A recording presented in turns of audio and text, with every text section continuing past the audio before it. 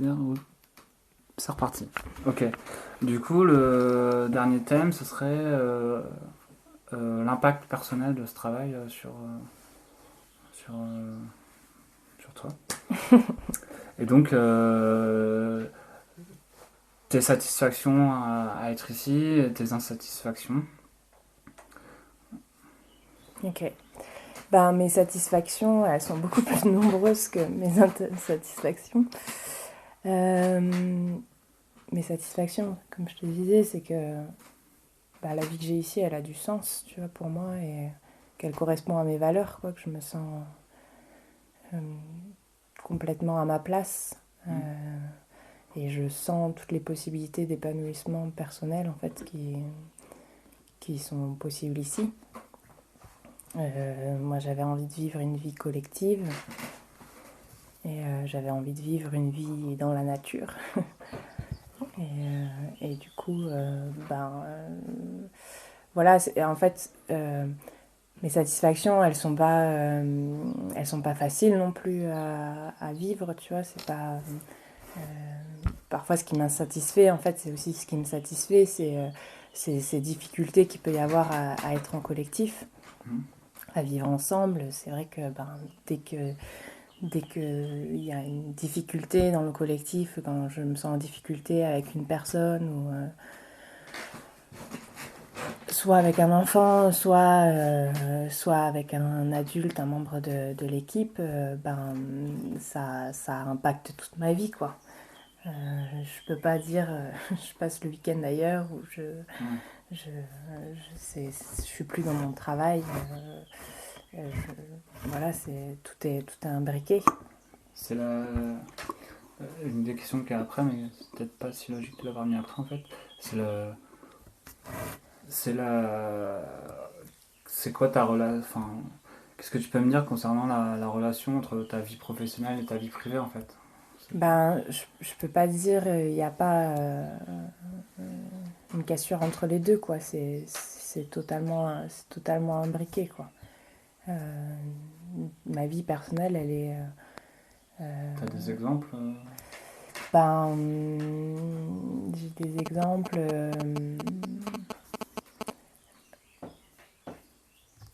C'est un peu ce que je te disais, c'est que si là ça se passe mal avec Arnaud ou Audrey, ça va impacter ma vie personnelle et professionnelle. Je vais me sentir moins ancrée en fait dans mes propositions d'accompagnement avec les jeunes et puis ça va me suivre quoi. Ça va me suivre ici.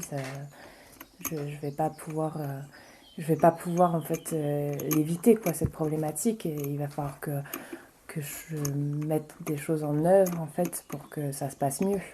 Je vais devoir trouver des solutions et notamment dans la communication. Et les problématiques du coup que je rencontre ici, je vais essayer de trouver sur mon temps personnel aussi des... Tu vois, à un moment, je me suis dit, j'ai des petites... la communication joue un rôle essentiel dans notre vie en collectif. Il me semblait que j'avais des manques, tu vois.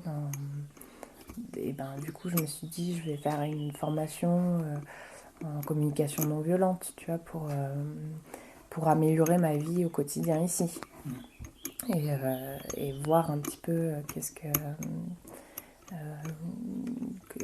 comment ça va impacter. Et j'ai vu que du coup, ça a amélioré ma vie personnelle et professionnelle.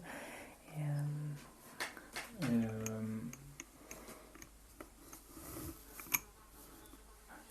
enfin,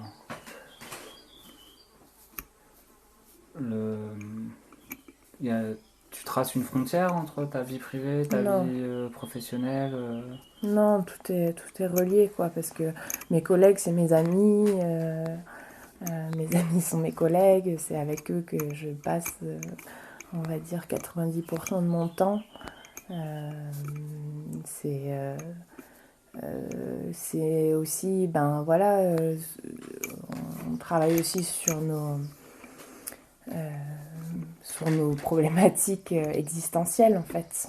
Ici, tu vois, je peux pas faire une impasse entre quelles sont mes problématiques fondamentales en étant ici, quoi, parce que la relation qu'on a avec chacun d'entre nous, c'est des relations miroirs. Si je faisais une impasse, je serais forcément en grosse difficulté en étant ici, tu vois, parce que chaque jour, chaque comportement que je peux avoir ici va être reflété par le relationnel qu'on a ici. Et si je fais pas attention à ça, si je veux pas voir ça, et ben ma vie ne va pas être fluide. Par exemple, Emmanuelle me disait qu'elle était venue passer une semaine ici avec une amie.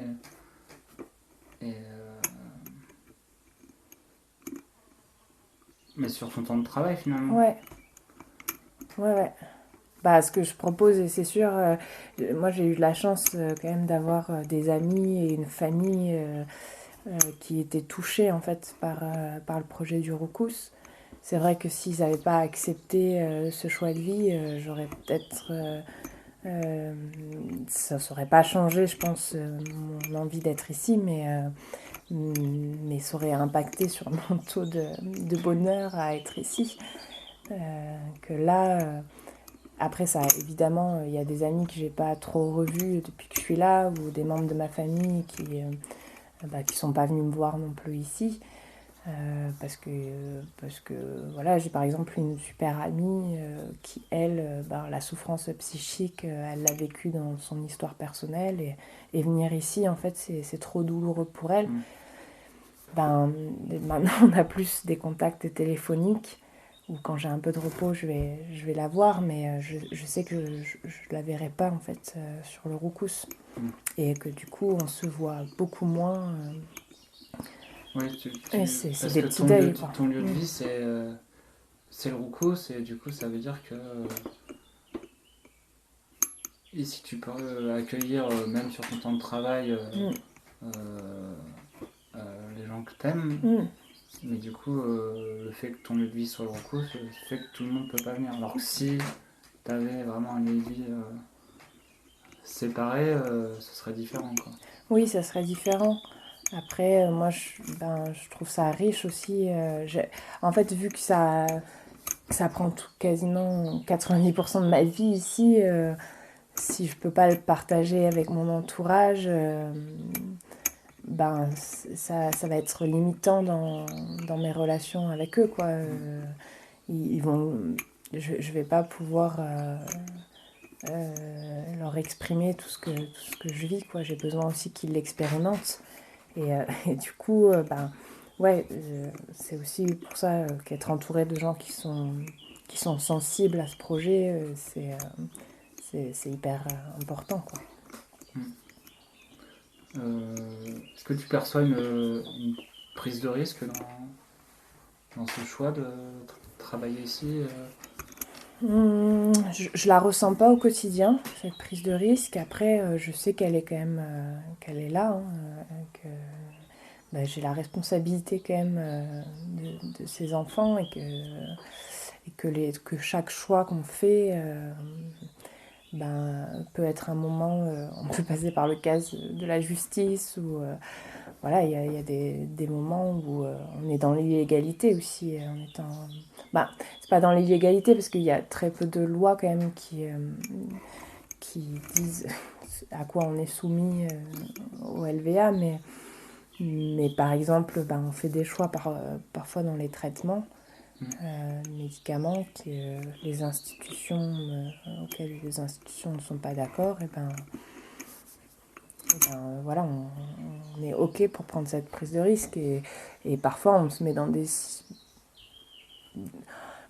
en fait je pense je fais pas focus sur cette notion de danger parce que sinon beaucoup de choses de ma vie ici ne seraient pas possibles, mais toutes les réglementations que peuvent avoir les institutions sur les baignades, sur les traitements, sur les sorties, tout ça, ben là, on n'en tient pas vraiment compte. Parce que sinon, ça serait très contraignant aussi pour nous, en fait. On se sentirait contraint, et moi, j'ai pas envie d'avoir une vie basée sur la contrainte. Et sinon, bah, j'aurais envie de moins m'investir sur ce lieu, quoi. Du coup, c'est quoi l'engagement pour toi ici? Enfin, jusqu'où tu es prête à aller ou pas, je sais pas. Jusqu'où je suis prête à aller par rapport aux accompagnements. Ouais, jusqu'où tu es prête à aller ou jusqu'où tu vas déjà aujourd'hui. Bah, moi, je suis prête à aller, à me confronter en tout cas ben, aux institutions, quoi, à ce qui me semble aberrant. Ouais, je pense que je serais prête à aller en tout cas jusqu'à la justice si ce qui me semble juste en tout cas et réfléchi, hein, avec beaucoup de réflexion aux enfants n'était pas comprise en fait par la société. Je pense que je serais capable d'aller jusqu'à la justice pour faire ça. Et puis avec Louis, on a vécu un moment vraiment très difficile au Roucous parce que ça, je n'en avais pas trop parlé, mais quand on est arrivé ici, l'équipe actuelle, dont Nunu, ben, il y a Nunu qui partait à la retraite, et l'équipe avec qui était là, qui était en place, qui m'ont embauché, voulait changer les grandes lignes en fait du projet du Roucous, et notamment être payé plus, de plus vivre sur place avec les enfants, et ressembler un petit peu plus à une mini-institution. Et avec Louis, qui était juste mon compagnon qui vivait sur place, on s'est mis d'accord que nous, en fait, on n'était pas venus pour vivre ça. Et on l'a dit aux membres de l'association que si c'était ça, si ça devait changer, les grandes lignes du projet devaient changer, c'était ok pour nous, mais qu'on partirait, en fait, que c'était pas ce pourquoi on était venus. Mais par contre, si jamais il y avait vraiment l'envie de faire perdurer le Roucous avec les valeurs pour lesquelles ça a été créé, on était prêt à rester et à vivre une situation un peu chaotique, parce que c'est ce que l'association a été du coup a dit ok, on fait ça. Et puis ils ont pas viré, mais ils ont dit aux autres membres de l'équipe qu'ils n'avaient plus leur place ici, que leur demande qu'ils accepteraient pas leur demande de changement. Et pendant quasiment un an, avec Louis, on s'est retrouvé pas mal seul avec les enfants qui étaient accueillis. Et on a embauché des remplaçants, le temps des copains, en fait, le temps de revoir un petit peu le projet, qu'est-ce qui était à améliorer, qu'est-ce qui était à peaufiner un petit peu pour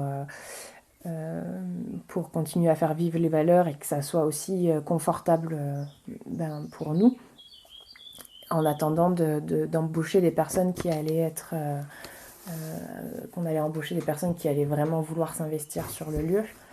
Du coup, ça a été une période très très compliquée où moi j'ai pas pris de repos, où Louis il a été un petit peu embauché, mais pas trop, tu vois, un peu à mi-temps, alors qu'il a travaillé quasiment pendant 6 mois sans être payé ici. Ça, je pense que ça témoignait déjà de notre croyance, en tout cas, sur... Il y a un fort investissement. Oui. Après, on a eu de la chance moi, j'ai eu la chance de pouvoir embaucher Arnaud et Audrey, de dire c'est avec eux que j'ai envie de vivre le projet du Roucous et que ça matche bien en fait.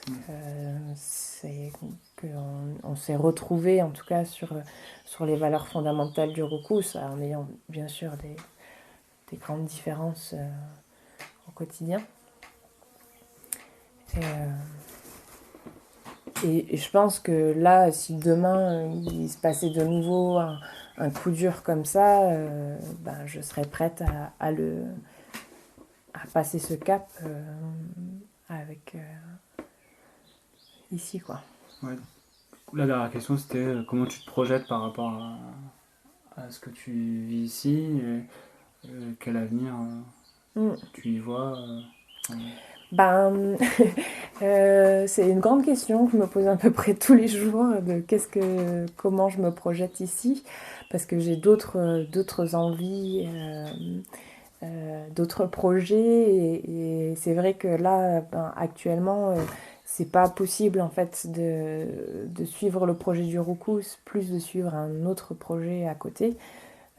Ça serait en termes d'énergie, moi je me sentirais pas capable. Ce serait quoi ton projet si c'était Là alors du coup j'essaye un petit peu de réfléchir à comment ça peut s'imbriquer avec le Roucous, comment je peux trouver une autre place en fait au Roucous. Et là l'idée ça serait dans l'idéal de construire un petit lieu comme une yourte dans les bois sur le terrain du Roucous, qui soit un lieu de... Alors moi j'appelle ça un temple, mais chacun y met ce qu'il veut derrière, quoi. Qui soit un espace pour vivre sa vie spirituelle par des techniques comme le yoga, la méditation, et en même temps que ça soit aussi un espace de formation sur par exemple l'éducation populaire.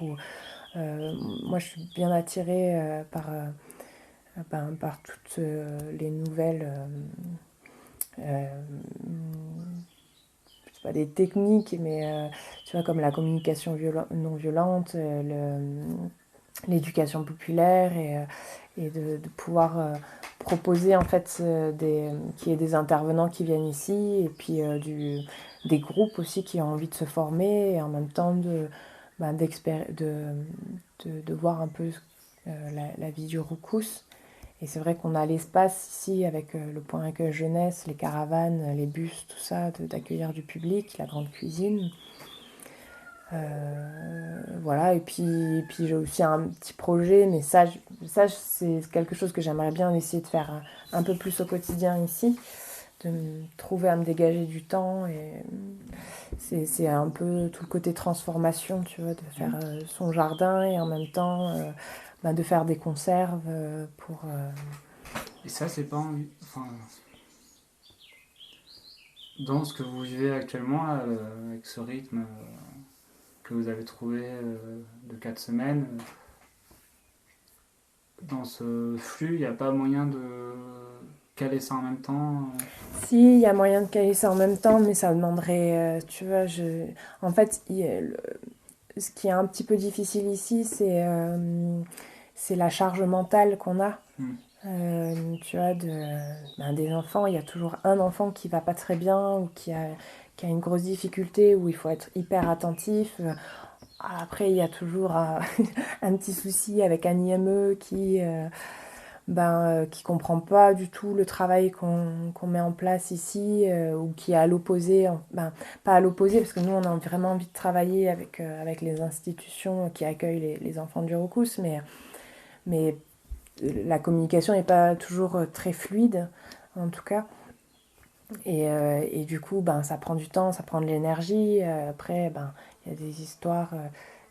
Comme on a beaucoup de choses, autant l'administratif que le budget que l'accompagnement, la charge mentale, elle peut être un petit peu lourde.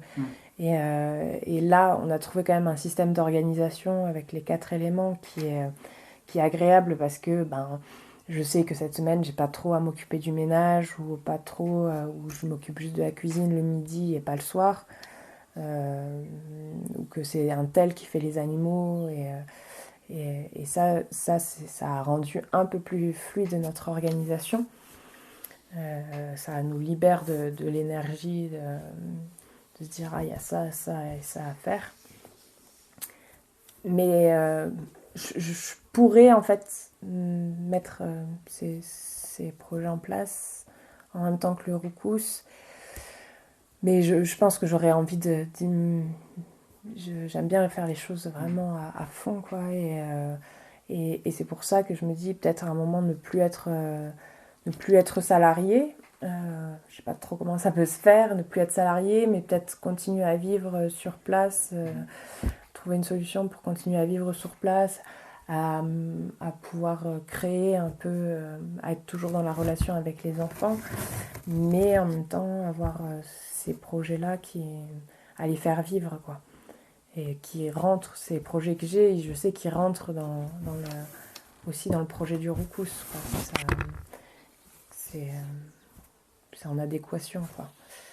Après, je me dis, ben voilà, si demain je veux avoir un enfant aussi, en plus de ces projets-là, je ne me sentirais pas en fait d'avoir. Il y a déjà des permanentes qui ont essayé, hein, qui ont eu des enfants, qui ont essayé de vivre leur permanence plus leur enfant, mais c'est vrai qu'au bout d'un moment, elles se sont essoufflées. Et je me dis, ben voilà, c'est peut-être là ma limite en fait. Et du coup, euh,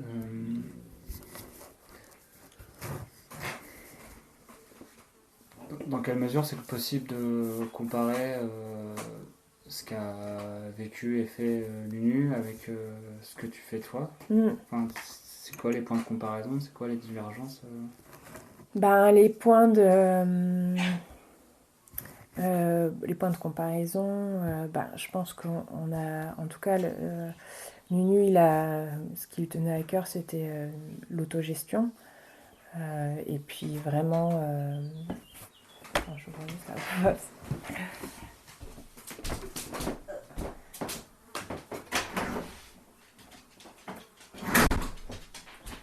Là, par exemple, en fait, l'autogestion, c'est un grand thème qu'on a avec Nunu, c'est que lui, il avait une perception de qu'est-ce que c'était l'autogestion, qui était fondamentale pour lui. Nous, c'était aussi important pour nous, mais en fait, on voulait pas du tout le faire vivre de la même manière. Pour Nunu, l'autogestion, c'était par exemple ne pas avoir de planning, ne pas avoir forcément de logement à soi, d'espace un peu plus défini, personnel. Et puis ben, prendre des repos quand tu avais envie de prendre des repos, et voilà, ne pas trop se soucier en fait de si tu as besoin, tu le prends maintenant, quoi. Ce qui a amené, me semble-t-il, parce que moi j'ai un peu vécu ce système-là, beaucoup de culpabilité en fait. Ah ouais, mais là je vois que. En fait, tu as toujours l'impression d'être essentiel, tu vois, dans la vie quotidienne, parce qu'il y a toujours un truc à faire, et du coup, c'est une grande difficulté d'arriver à se détacher, à se dire, en fait, à se ressentir de l'intérieur, et à se dire, ah non, en fait. Moi, j'ai un besoin qui est beaucoup plus important que là, j'arrive pas à faire vivre, en fait. Et si je le fais pas vivre, ça crée de la frustration, ça peut créer de la colère, de la tristesse. Et ce que j'ai observé, c'est que quand même, il y avait beaucoup d'émotionnel, du coup, dans ce mode de fonctionnement d'autogestion. C'est que les gens, finalement, Nunu, lui, il a réussi à être assez droit là-dessus, hein, mais ça crée quand même beaucoup de frustration. Et du coup, ça se répercutait un peu sur l'énergie que tu as avec les enfants. Alors que nous, on avait vraiment on a eu une autre réflexion, c'est oui, l'autogestion c'est important, mais du coup, ça veut dire que par exemple le ménage, il faut qu'on trouve un système pour que ça soit équitable en fait, parce que ouais, Audrey, elle est à fond sur le ménage, elle peut y mettre une énergie de dingue parce qu'elle va pas se sentir bien dans la pièce si c'est pas un peu épuré. Moi, le ménage, j'ai un peu de difficulté, je suis plus bordélique. Et ça me pose un peu moins de problèmes. Mais j'ai envie que Audrey, elle se sente bien, en fait. J'ai envie que Audrey, elle se sente bien, et j'ai pas envie qu'elle se tape tout le ménage parce que moi, j'ai moins d'exigences. Et en même temps, j'ai pas envie non plus de répondre à toutes les exigences d'Audrey. Et du coup, là, on a trouvé le système d'organisation. Pour moi, c'était vraiment la base pour que pour que ça s'équilibre et pour que tout le monde s'y retrouve. Et du coup, on a fait ça sur tous les grands items du Roucous. Qu'est-ce qu'on fait ensemble, comment on se partage ça. Et pour moi, ça fait partie de l'autogestion. Et aussi, du coup, s'autogérer sur quelles sont nos émotions et qu'est-ce qu'on est en train de vivre, tu vois. L'autogestion, c'est pas juste un truc collectif, c'est aussi c'est quelque chose qui est de soi à soi, tu vois.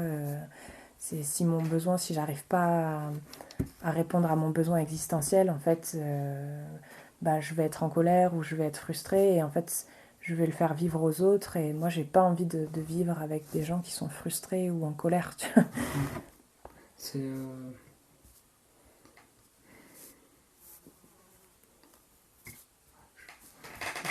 Enfin, je pense que c'est dur de...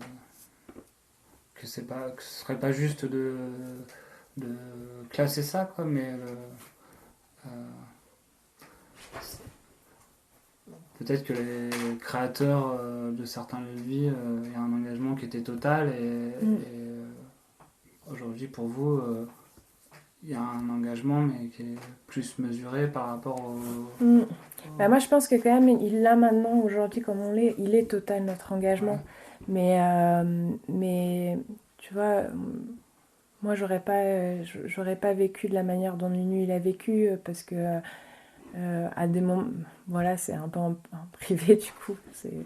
Mais je trouve qu'à des moments, c'était déconnant aussi leur manière de faire. Parce que, comme je te dis, si tu t'écoutes pas, Nunu, il a une capacité à renier ce qu'il ressent et à ce qu'il vit, tu vois, qui est assez forte. Et lui, voilà, c'était sa vie, et puis il n'a pas mis l'accent là-dessus, mais moi, je trouve que c'est pas juste, en fait. Et moi, le modèle, en tout cas, que j'ai envie d'offrir aux enfants, c'est qu'ils apprennent, en fait, à bien définir ce qu'ils ont besoin. Je pense que en tout cas, c'est le travail éducatif, c'est ce que moi, j'ai envie de transmettre aux enfants aujourd'hui, et qui me semble être la base, et qu'on ne retrouvera pas non plus en institution, c'est d'être honnête, en fait, avec ce que tu vis.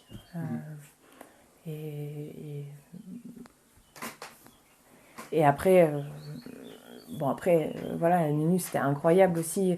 Il y a eu aussi ce truc, tu vois, là, je pourrais dire que mon investissement, il est plus total par rapport au lieu, parce que je me sens de plus en plus chez moi. Nunu, comme je te disais, il est propriétaire, du coup... C'est ce que je disais tout à l'heure, quand classer l'engagement, c'est pas juste, c'est plutôt que l'engagement il correspond à la personne. Oui, quoi. À la personne, ouais. Et du coup, c'est un engagement différent, oui, c'est pas ça. Pour autant qu'il n'est pas total, quoi. Oui, oui. Oui, voilà, en fait, c'était juste le mot total, où je me dis, non, nous aussi, il est total, mais c'est juste le point de vue, en fait, qui diverge. Et je trouve ça incroyable comment... Et Nunu, je pense que peut-être que si Nunu avait fait comme nous on fait aujourd'hui, le lieu n'existerait pas aussi, tu vois. Je suis hyper reconnaissante de tout ce qu'il a fait, et admirative aussi, hein, de tout ce qu'il a pu mettre en place. C'est une évolution de ce qu'a fait qui vous correspond. Ouais, voilà. Enfin, qui te correspond. Et puis, ouais, je pense que c'est ce qu'on partage, en tout cas avec l'équipe actuelle, quoi. Il me semble qu'on travaille beaucoup là-dessus. Et aussi, Nunu, là, c'est aussi ce qui fait que cette équipe, elle dure depuis 2 ans et demi. Et dans l'histoire du Roucous, il n'y a pas eu beaucoup d'équipes qui ont duré 2 ans et demi sans qu'il y ait un changement, quoi. D'accord. coup, Vous êtes content. du coup, ouais, voilà, c'est qu'il y a un truc qui marche aussi, quoi. Ok. Est-ce que tu as des choses à ajouter qu'on n'aurait pas évoquées sur ce que tu fais ici, ce que tu vis ici?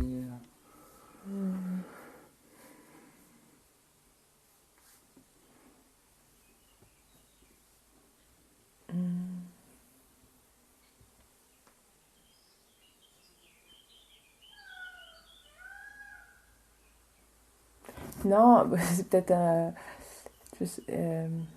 non, de dire en fait que pour moi ici il y a une dimension un peu spirituelle, tu vois, en tout cas que j'arrive à vivre au Roucous et qui est importante, qui est super importante pour ma vie et que là j'ai l'impression, c'est pas de la foi chrétienne, tu vois, que je vis ici, mais en tout cas j'ai l'impression que je peux évoluer, tu vois, que il y a, ouais, il y a que, ouais, qu'il y a une dimension quand même de foi en ce qu'on fait et qui a différents niveaux pour chacun, euh, mais que c'est pas pour rien en fait aussi qu'on est dans un cadre naturel, tu vois, dans une châtaigneraie, euh, avec des animaux, en collectif, c'est que aussi on a du vivant tout autour de nous. Et je pense que parfois c'est ce qui peut manquer, tu vois, dans des institutions.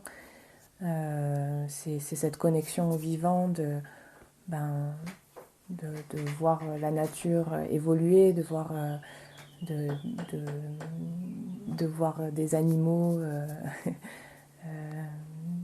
aussi. Qu'est-ce que c'est mourir, qu'est-ce que c'est prendre soin des autres. Et moi, il y a des moments où, en tout cas, quand je vais bien et quand c'est harmonieux, je sens que mon cœur, il peut s'ouvrir et que, bah, qu'il y a une dimension d'amour, tu vois, avec un grand A aussi, qu'on est en train de vivre et où bah, je sens qu'on est tous interconnectés, quoi. Euh, et du coup, quand je prends soin de Yanis ou quand je prends soin d'Hugo, ben, je prends soin de moi aussi, tu vois, Ok. voilà. Merci. Cool.